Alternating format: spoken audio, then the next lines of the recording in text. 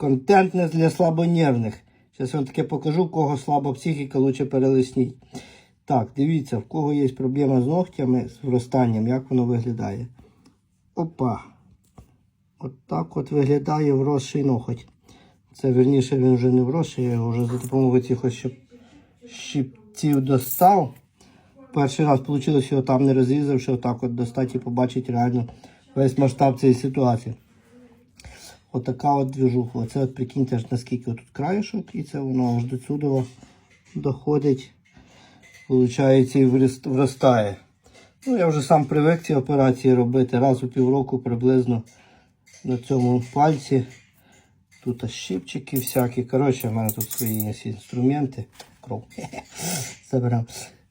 Да, свої інструменти, і я вже з цим привик жити. Я не знаю, люди кажуть, ходять до докторів, гроші за це платять, але я це трошки в шокі. Це тільки